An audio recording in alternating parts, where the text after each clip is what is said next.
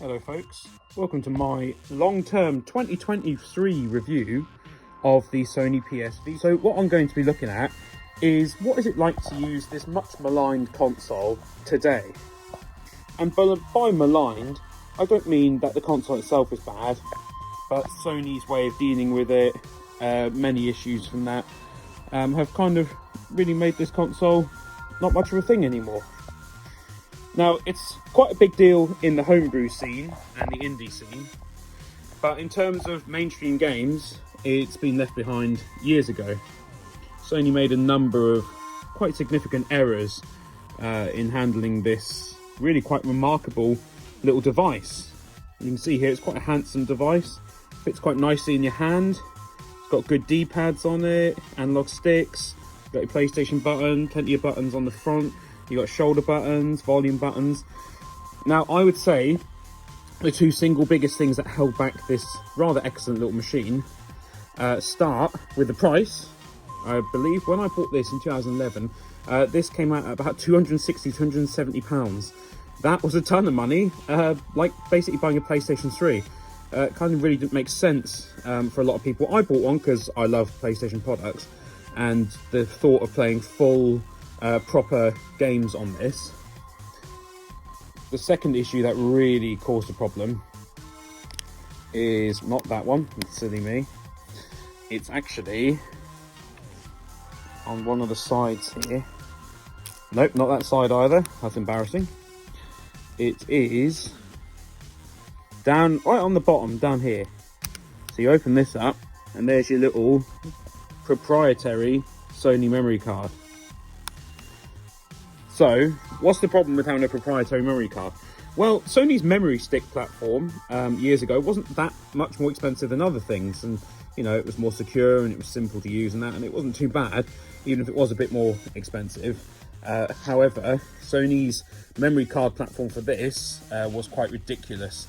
I think if you wanted the big boy 64 gig storage card in here, you were talking probably £100, £100, when a 64 gig sort of SD card would have cost you maybe £15–20. And I think those are the two things that really killed this system. That aside, what about the games? Well, let's have a look at the games I've got on here. Tearaway, Ridge Racer, not a true Ridge Racer. It's kind of doesn't really have its proper mode that a normal Ridge Racer would have. Let's go ahead and hit that play button. So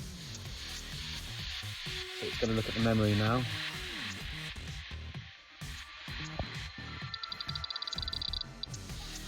So you've got World Race, so if you click on that, you can do Ghost Battle, Online Battle, that sort of thing. Garage, Team Vision. There's a lot of things in here where it's not a proper it's not a proper Ridge Racer game. Oh, I didn't realise there's a system software update. I did not realise they'd release a system software update this late into it.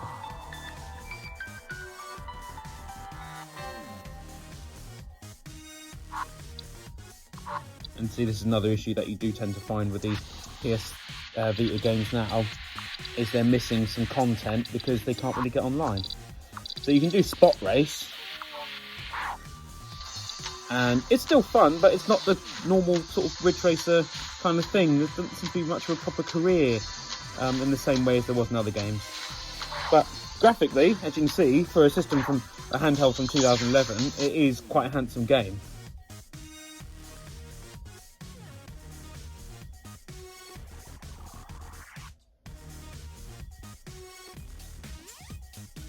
But as you can also see, painstakingly, it does take a long time to load. So it's never the fastest system going. How will you pass your rivals? How will you tune your machine? And what marks the moment of truth?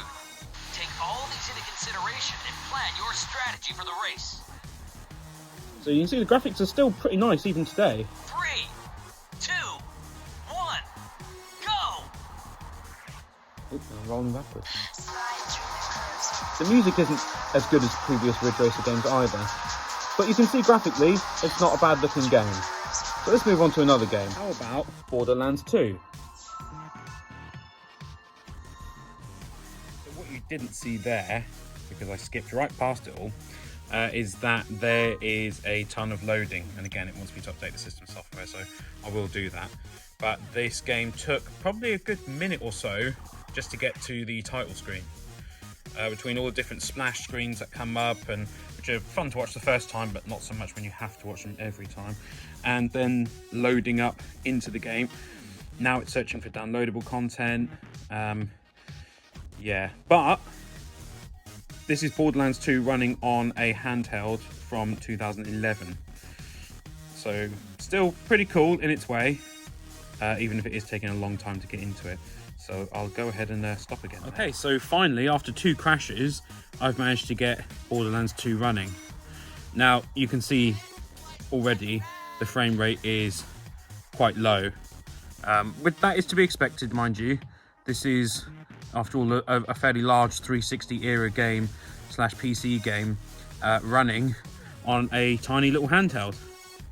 So it does have a fair few crashes, and obviously being that the system sold fairly well, but Sony kind of gave up on it, and you have to pay to patch games. I don't think there's going to be patches, and there in fact haven't been. So that's a couple of the games running on the system. So you can see that it still is a usable system in 2023, provided Sony keeps the store open. And that brings me on to my next point about these games and the problem with PS Vita games. So Sony were kind of pushing quite heavily to have these games all available online, right? So you would download the games. Of course, the other issue with that was the memory card price. So you'd go to download these games and they take up a lot of room. So I've got a big memory card in here that I bought years after the system came out, and that's made it that I can have a lot of games on here. So there is a great deal you can really do on here. You've got the Katamari games on here all installed. The latest the latest update to the system was really just to do with Sony's privacy settings online. Nothing new for the system, but that is to be expected given its age. So this is the intro to Katamari, Touch My Katamari, named because of the touchscreen. So now, going back to the issues with the games and the price of them, if you buy them digitally, it's not too bad really, but if you're kind of like me and you're slightly nervous about Sony perpetually saying they're going to shut down the service for these older consoles, how are you supposed to get your games? Now, maybe Sony will leave like a server running just for you to download games you already had, but what if they decide to close that? What if they say this system is like 12 years old now, very few people play on it, and they're probably right about that. Is it really worse than keeping it running? And I can see it from their point of view. They're going to say, why are we keeping these servers running when not many people play on it anymore? So then you might think, well, it does have a cartridge slot. Can we just play the games from that? And yes, you can.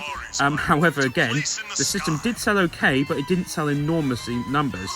So there's not enormous amounts of physical content out there. And of course, not everything was released physically for this system. So there's a good number of games that you can't get physically.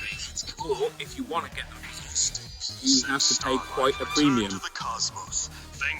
And that is a major issue when you're buying games for a system that is actually discontinued. What of the PlayStation Store now on the PS Vita in 2023? Well, let's go ahead and have an open up on that. So it still opens up. You can go on there, you've got your games. Let's see, A to C. What have you got? So some of them are quite expensive still, but most of them are not that expensive. Like Adventure Time Mashup, you go on that, $4.99. You can still buy the games and install them, but Sony did want to take this on offline until there was a backlash. Now they have took the PS Portable off. You can no longer access the store on that. But that is a very old system, but it does still beg the question, what happens to these systems and these games when it no longer becomes economically viable to keep these stores running? The store is slightly slow, but it does work most of the time. Unfortunately, it's not the quickest thing. It's running on an old standard, obviously, of Wi-Fi, so it's not as quick as it could be. But you can see, you know, the store is still usable for now.